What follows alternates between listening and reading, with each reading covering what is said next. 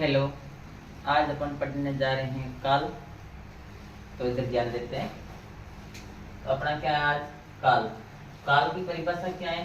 काल की परिभाषा है, काल का अर्थ होता है समय। जो काल होता है उसका अर्थ क्या होता है? समय होता है। तो काल का अर्थ है समय।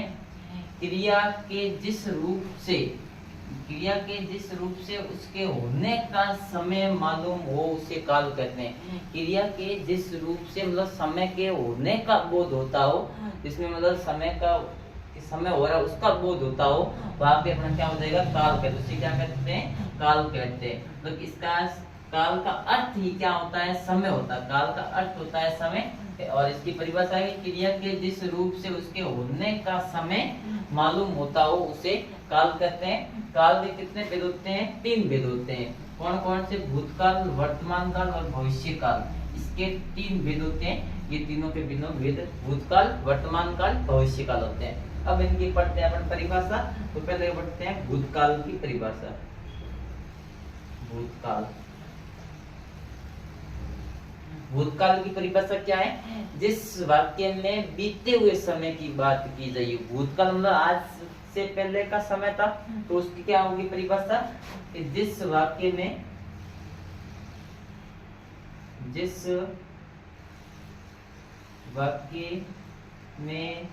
बीते हुए समय की बात की जाती है। मतलब बीते हुए समय की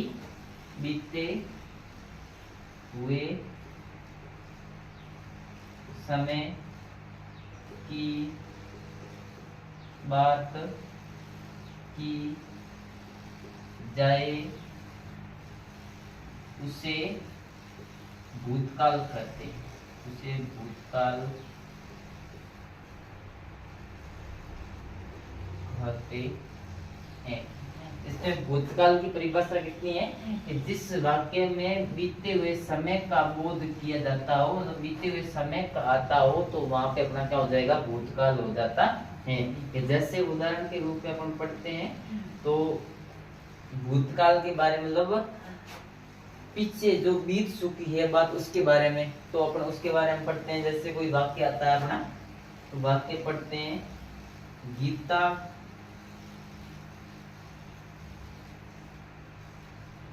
खाना बना चुकी है। गीता खाना बना चुकी है। ये क्या हो जाएगा? भूतकाल की बात कर रहा है। क्या कर रहा है? गीता क्या कर रही है? खाना बना चुकी है। मतलब ये बना भी नहीं रही है, नहीं आगे बनाएगी, वो बना चुकी है। तो इसमें क्या हो जाएगा? भूतकाल हो जाएगा। इसमें चुकी होता है, वो भूतकाल की बात करता है। ठीक है। जैसे एक और अपना वाक्य लेते हैं, राम स्कूल जा चुका है। राम स्कूल जा चुका है। इसमें भी क्या है? राम स्कूल जा चुका है, मतलब बीते हुए समय की बात कर रहा है। इसमें मतलब बीते हुए समय की मतलब पहले की बात की जा रही हो, ना अभी वर्तमान की ना भविष्य की बात की जाती हो, वहां पे अपना क्या हो जाएगा? भूतकाल हो जाएगा। ठीक है। और एक और वाक्य जैसे आपने लेना है तो एक और ले सकते हैं। एक और क्या? जैसे राम क्रिकेट खेल चुका है। राम क्रिकेट खेल चुका है। इसमें भी क्या हो जाएगा? भूतकाल हो जाएगा। ठीक है। तो ये अपना भूतकाल हो गया। अब आते हैं अपना वर्तमान। दूसरा भेद कौन सा है? वर्तमान काल।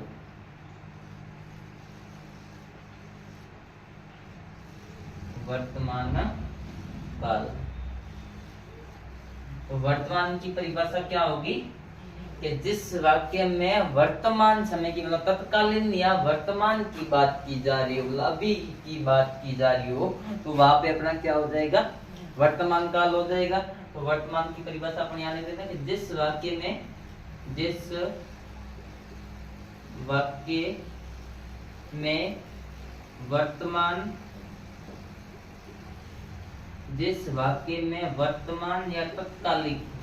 वर्तमान या तत्कालिक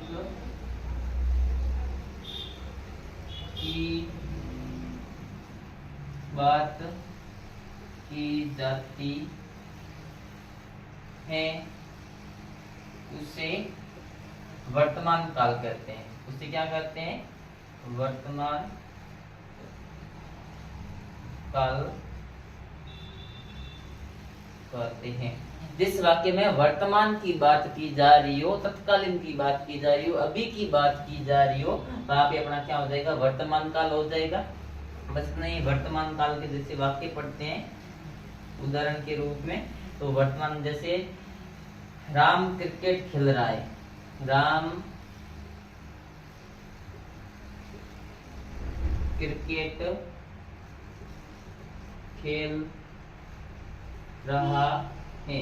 ये क्या हो जाएगा? राम क्रिकेट खेल रहा है, मतलब अभी खेल रहा है। इसमें क्या राम क्रिकेट खेल रहा है? नहीं तो पहले खेल नहीं रहा था, नहीं खेलेगा। इसमें क्या अभी खेल रहा है, मतलब अभी खेल रहा है, तो इसमें क्या हो जाएगा? वर्तमान की बात की जा रही है। इसमें वर्तमान की जा रही है, तो बस इतना वर्तमान। आपने पहले भूतकाल पढ़ा, जिसमें क्या होगा? राम स्कूल जा चुका था, राम क्रिकेट खेल चुका है, गीता खाना बना चुकी है। इसमें भूतकाल की बात की जा रही है, परंतु इसमें किसकी कर रही है? वर्तमान की बात करी, तो इसमें क्या हो जाएगा? वर्तमान हो जाएगा। जैसे दूसरा अपने एक और वाक्य ले लेते हैं। दूसरा क्या है? पहला आपने पढ़ा राम क्रिकेट खेल रहा है, और अब पढ़ लेते हैं सीता यानी गीता खाना बना रही है। क्या गीता खाना बना रही? इसमें भी किसकी कर रही है? वर्तमान की बात कर रहा है, तो इसमें भी क्या हो जाएगा? वर्तमान की काल हो जाएगा अपना। ठीक है, इसमें वर्तमान हो जाएगा, इसमें भी वर्तमान, क्योंकि ये अभी वर्तमान में अभी कार्य कर रहा है। अगर बाद में अगर कार्य करता हो या पहले की कार्य कर चुका हो, वहां पे अपना वो पहले का कार्य कर चुका तो भूतकाल हो जाएगा, और अभी वर्तमान में कर रहा है वो वर्तमान काल हो जाएगा। जैसे गीता खाना बना रही है, राम क्रिकेट खेला, ये किसके हो जाएंगे? वर्तमान के हो जाएंगे। ठीक है, फिर अपन पढ़ते हैं भविष्य, तीसरा वेद। क्या है अपना? भविष्य काल। मतलब भविष्य के बारे में बात की जा रही हो। अपने भूतकाल मतलब भूतकाल बीते हुए समय की बात की जा रही हो, वर्तमान अभी जो तत्कालीन वर्तमान में चल रहा समय उसकी बात की जा रही हो, भविष्य मतलब आने वाले समय के बारे में बात की जा रही हो। जिस वाक्य में परिभाषा क्या है कि जिस वाक्य में आने वाले समय के बारे में बताया गया, आने वाले समय का बोध हो उसे भविष्य काल क्रिया कहते हैं। उसे क्या कहते हैं? भविष्य काल क्रिया कहते हैं, भविष्य काल कहते हैं। सॉरी, क्रिया आ गया, परंतु क्रिया में भी अपने काल पढ़ा था, क्रिया में भी काल अपने पढ़ा था, परंतु ये अलग से अपन काल पढ़ रहे हैं, ये अलग से आप देख लेना। इसमें तो अपने इसमें क्या कि जिस वाक्य में आने वाले समय का बोध हो उसे भविष्य काल कहते हैं, जिसमें मतलब आने वाले समय के बारे में बताया गया हो। जो अभी आ रहा है समय, ना बीत चुका है ना वर्तमान के बारे में नहीं, जो अभी समय आएगा उसके बारे में अपन पढ़े, तो जिसमें आने वाले समय के बारे में बताया गया हो वहां पे क्या हो जाएगा? भविष्य काल हो जाएगा। जैसे कोई वाक्य देखते हैं, तो वाक्य क्या है? राम जयपुर जाएगा। क्या है कि राम जयपुर जाएगा। इसमें क्या है? राम जयपुर जाएगा मतलब आने वाले समय के बारे में बता रहा है कि राम जयपुर जाएगा, मतलब बाद में जाएगा। तो इसमें क्या राम जयपुर जाएगा, तो इसमें क्या आने वाले समय के बारे में बात कर रहा है। या पे बोल देंगे राम स्कूल जाएगा, राम स्कूल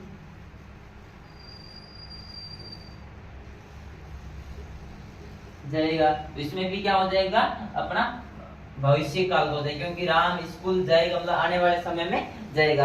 या फिर ऐसे भी करो, राम कल स्कूल जाएगा, राम कल स्कूल जाएगा। यहाँ पे अगर कल करते हैं तो भी ये हो जाएगा, कल करो साई, ऐसे राम स्कूल जाएगा, ये अपना क्या हो जाएगा?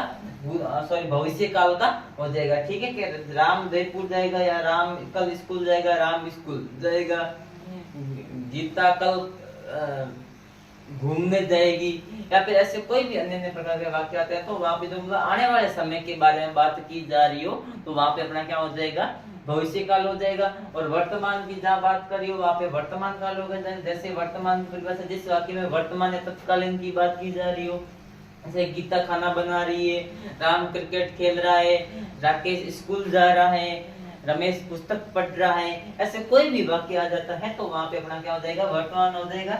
और भूतकाल मतलब जिसमें बीते हुए समय की बात की जा रही हो, जो बीत चुका है समय उसके बारे में बात की जा रही हो, तो वहां पे अपना भूतकाल हो जाएगा।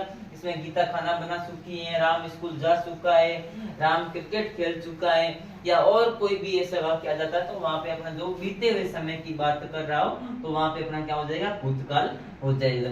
बस इतना ही है कि पहले काल की परिभाषा कि काल का अर्थ है समय, मतलब काल, पहले काल का अर्थ क्या होता है, समय होता है। जो काल होता है वो समय के आधार पर होता है। जैसे काल का अर्थ क्या है, समय, क्रिया के जिस रूप से उसके होने का समय मालूम होता हो, जिस क्रिया के समय के होने का मालूम होता है उसे काल कहते हैं। काल के 3 भेद होते हैं, भूतकाल, वर्तमान काल, भविष्य काल। ये अपन ने यहाँ पर पढ़ लिया है, पढ़ रहे हैं वास्य, इधर ध्यान देते हैं। तो अपना आज क्या है, वास्य। तो वास्य पढ़ते हैं अपन आज। तो वास्य में क्या है, क्रिया का वह रूप, क्रिया का वह रूप वास्य कहलाता है जिससे मालूम हो कि वास्य में प्रधानता किसकी है। मतलब क्रिया का वह रूप वास्य कहलाता है जिसमें मालूम हो कि वाक्य में प्रधानता किसकी है, कर्ता की या कर्म की या भाव की। मतलब वाक्य में मालूम होना चाहिए कि प्रधानता किसकी है, या तो कर्ता की है, कर्म की है, या वास्य की। इन तीनों में से किसकी प्रधानता है। इससे क्रिया का उद्देश्य ज्ञात होता है। इससे क्या ज्ञात होता है, क्रिया का उद्देश्य ज्ञात होता है कि क्रिया का उद्देश्य क्या है। फिर इससे क्या है, आगे क्या है, अंग्रेजी में वाक्य को वॉइस कहते हैं। अंग्रेजी में इस वाक्य को क्या कहते हैं, वॉइस कहते हैं। और वाक्य 3 प्रकार के होते हैं। एक बार वापस ध्यान देते हैं कि क्रिया का वह रूप वास्य कहलाता है जिससे मालूम हो कि वास्य में प्रधानता किसकी है। क्रिया का वह रूप वास्य कहलाता है जिसमें प्रधानता किसकी है, किसकी है, कर्ता की है, कर्म की है, या भाव की है। इन तीनों में से किसकी प्रधानता है। फिर इससे क्या आगे क्या देगा, इससे क्रिया का उद्देश्य ज्ञात होता है। इससे क्या ज्ञात होता है, उद्देश्य ज्ञात होता है क्रिया का, उसे क्रिया कहते हैं। फिर इसमें कहा गया अंग्रेजी में वास्य को वॉइस कहते हैं। अंग्रेजी में जो वास्य शब्द होता है उसे क्या कहते हैं, वॉइस कहते हैं। और वास्य के कितने भेद होते हैं, 3 भेद होते हैं। तो 3 भेद कौन से होते हैं, एक तो है कर्तवास्य। क्या है, कर्तवास्य, कर्तवास्य। पहला भेद कौन सा, कर्तवास्य। दूसरा है अपना कर्मवास्य, कर्मवास्य, ठीक है। और तीसरा अपना होगा भाववास्य। तीसरा है अपना भाववास्य। ये अपने वास्य के 3 भेद होते हैं। 3 कौन कौन से, कर्तवास्य, क्रमवास्य और भाववास्य। ये है अपने वास्य के 3 भेद। फिर इनकी परिभाषा क्या है, पहले अपने कर्तवास्य की परिभाषा पढ़ते हैं। इनकी परिभाषा क्या है कि जब वाक्य में प्रयुक्त क्रिया का सिद्ध और प्रधान संबंध कर्ता से हो। कि इसमें क्या है, जिस वाक्य में प्रयुक्त क्रिया का सिद्ध और प्रधान किसका, मतलब सिद्ध और प्रधान किसमें हो, कर्ता, मतलब जो कार्य करने वाले के ऊपर संबंध दर्शाया गया हो, वो अपना क्या हो जाएगा, कर्तवास्य हो जाएगा। एक बार परिभाषा की ओर वापस ध्यान दें। जब वाक्य में प्रयुक्त क्रिया का सिद्ध और प्रधान किसके ऊपर हो, संबंध कर्ता के ऊपर हो, उसे कर्तवास्य कहते हैं। और क्रिया के लिंग वसन कर्ता के अनुसार आते। इसमें क्रिया के लिंग और वसन किसके अनुसार, कर्ता के ऊपर फोकस करते हैं, ठीक है। फिर अपन इसका उदाहरण पढ़ते हैं। उदाहरण क्या है कि मैं पुस्तक पढ़ता हूँ, क्या कर रहा हूँ, मैं पुस्तक पढ़ रहा हूँ। इसमें किसने अपना परिभाषा पढ़ी कि जिसमें क्रिया का सीधा सीधा प्रधान संबंध किसके ऊपर पड़ता हो, कर्ता ने कार्य करने वाला। इसमें कार्य कौन कर रहा है वाक्य में, कि मैं पुस्तक पढ़ रहा हूँ, तो मैं के ऊपर कार्य कर रहा है। क्या किसके ऊपर कर रहा है, मैं के ऊपर। तो कार्य कौन, पुस्तक कौन पढ़ रहा है, मैं पढ़ रहा हूँ, तो मेरे ऊपर कर्ता नहीं, मैं कार्य करने वाला हो गया। तो इसमें क्या हो जाएगा, मैं पुस्तक पढ़ रहा हूँ, तो इसमें मैं जो मतलब कार्य करने वाले के ऊपर संबंध दर्शाया गया है। ठीक है, फिर इसमें दूसरा वाक्य अपन पढ़ते हैं कि विमला ने मेहंदी लगाई। किसने लगाई? विमला ने मेहंदी लगाई। मतलब कार्य करना, मतलब कार्य कौन कर रही है? विमला कार्य कर रही है। विमला क्या कार्य कर रही है? मेहंदी लगाने का कार्य कर रही है। क्या कार्य कर रही है? मेहंदी लगाने। अपने का उसमें कर्म पर फोकस नहीं करना, इसने किससे? कर्ता के ऊपर फोकस करना है। तो कर्ता कौन है? विमला है। तो विमला ने मेहंदी लगाई। किसने लगाई? विमला ने मेहंदी लगाई। तो इसमें वाक्य ने अपन परिभाषा पढ़ी क्या, जिसका सीधा सीधा संबंध जिसके ऊपर हो, कर्ता के ऊपर। कर्ता ने कार्य करने वाला, कार्य कौन कर रहा है? विमला ने मेहंदी लगाई। विमला ने मतलब मेहंदी लगाई, इसमें कौन कार्य कर रही है? विमला कार्य कर रही है। यहाँ पे मैं पुस्तक पढ़ता हूँ, तो इसमें मैं यानी मेरे ऊपर पुस्तक मतलब कार्य कर रहा है कि राम क्रिकेट खेल रहा है। इसमें कर्ता कौन है? राम है। राम क्रिकेट खेल रहा है, इसमें भी कौन हो जाएगा?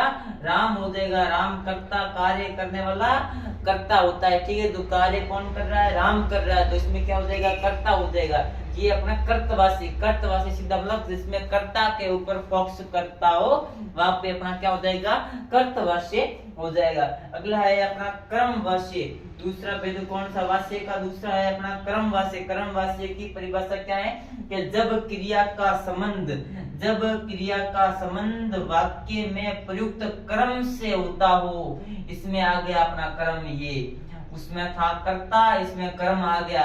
जिस वाक्य का संबंध वाक्य में कर्म पर फोकस करता हो, मतलब कर्म को ऊपर संबंध दर्शाता हो या कर्म पर प्रयुक्त होता हो, उसे क्या कहते हैं? कर्म वास्य कहते हैं। क्या कहते हैं? उसे कर्म वास्य कहते हैं। फिर आता अतः क्रिया के लिंग वसन कर्ता के अनुसार न होकर कर्म के अनुसार होते हो।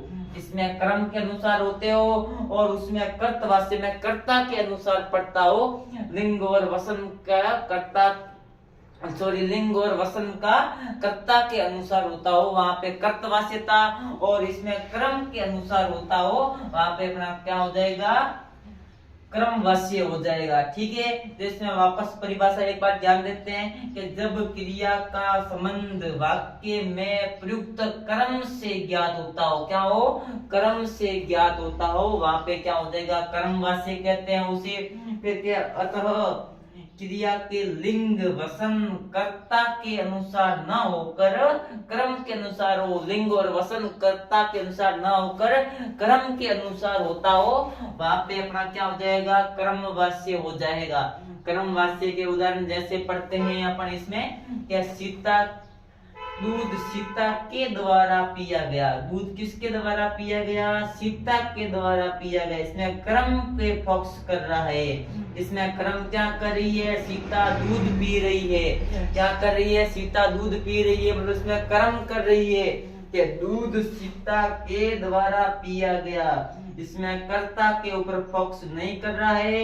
इसमें क्रम क्या है? दूध पीना अपना क्रम है। जैसे राम पुस्तक राम के द्वारा पढ़ी गई। क्या? पुस्तक राम के द्वारा पढ़ी गई, तो इसमें क्या हो जाएगा?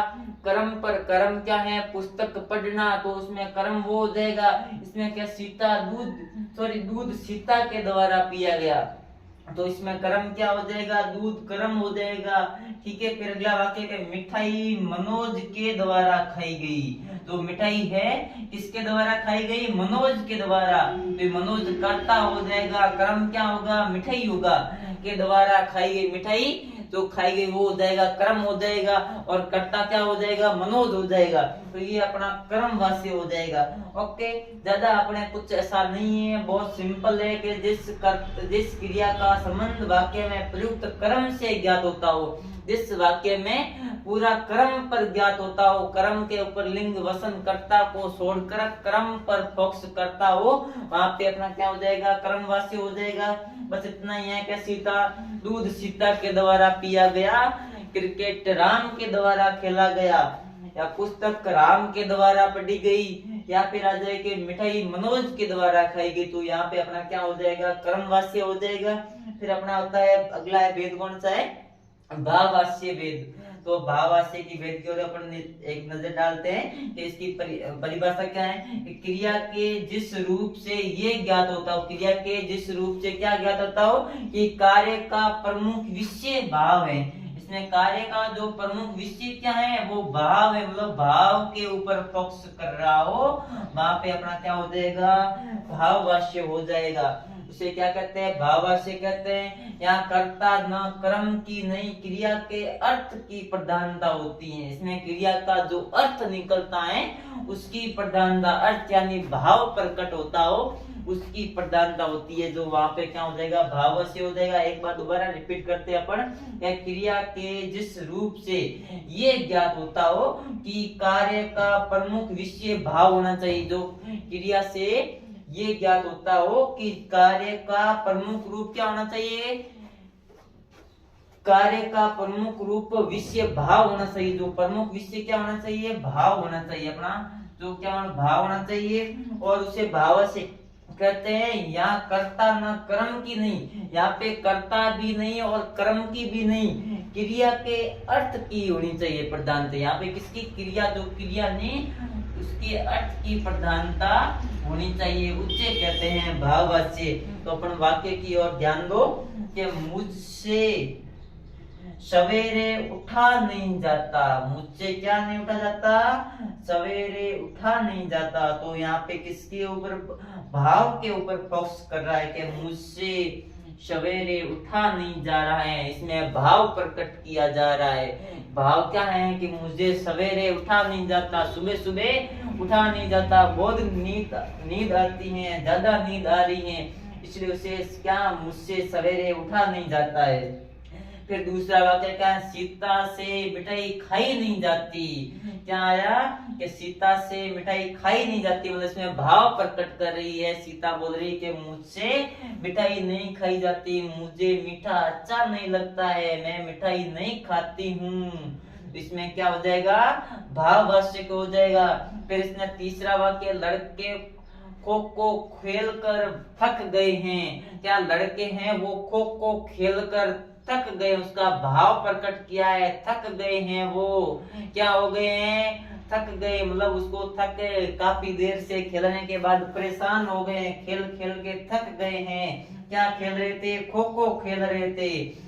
तो इसमें क्या हो रही है, कर्ता व कर्म की नहीं, क्रिया की अर्थ प्रधानता हो रही है, क्रिया के अर्थ की, मतलब जो क्रिया कार्य करने वाला का अर्थ है। जैसे इसमें कहा गया लड़के खो खो खेल कर थक गए, मतलब जो कार्य कर रहे थे, कार्य क्या कर रहे थे, खो खो को खेलना कार्य कर रहे थे, खो खो को खेल कर वो क्या हो गए, थक गए। तो इसमें क्या, थकना हो गया, इसका भाव हो जाएगा। इसमें क्या, सीता से मिठाई खाई नहीं जाती, इसमें भी क्या हो जाएगा, भाववाचक हो जाएगा। फिर इसने कहा मुझसे सवेरे उठा नहीं जाता, उससे क्या, सवेरे सवेरे उठा नहीं जा रहा है, तो इसमें भी क्या हो जाएगा, भाववाच्य हो जाएगा। इसमें क्या, भाव प्रकट कर रहा है। फिर इसमें क्या है, देखो भाववाच्य हो जाएगा। एक कर्मवाच्य जिसमें कर्म पर फोकस कर रहा हो, जिसमें लिंग वसन कर्ता को छोड़कर कर्म पर फोकस कर रहा हो, वहां पे अपना क्या हो जाएगा, कर्मवाच्य हो जाएगा। और पहला अपना कौन सा भेद है, कर्तवाच्य, कर्तवाच्य जिसमें मतलब कर्ता से ऊपर फोकस कर रहा हो, लिंग वसन किसके, कर्ता के अनुसार समझते चलते हो, वहां पे अपना क्या हो जाएगा, कर्तवाच्य हो जाएगा। तो ये अपन ने तीनों के तीनों भेद पढ़े। पहले अपन ने वाच्य की परिभाषा पढ़ी, उसके बाद तीनों भेदों की परिभाषा भी पढ़ी और वाक्य भी समझे अपन ने। तो इसमें लगभग आपको समझ में आ गया होगा, ज्यादा कुछ नहीं है, बस इतना ही कि पहले वाच्य की परिभाषा। तो वाच्य की परिभाषा क्या थी कि क्रिया का वह रूप वाच्य कहलाता है जिसमें मालूम हो कि वाक्य की प्रधानता किसकी है, कर्ता की है, कर्म की या भाव की है। तो वाक्य की जो प्रधानता है, वाक्य में किसके बारे में बोल रहा है, कर्म कर्ता के बारे में बोल रहा है या कर्म के बारे में या भाव के बारे में बोल रहा हो।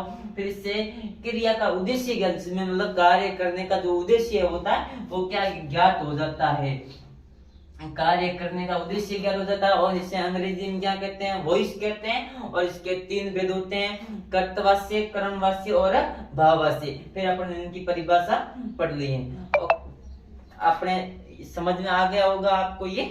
फिर मिलते हैं अपन अगली क्लास।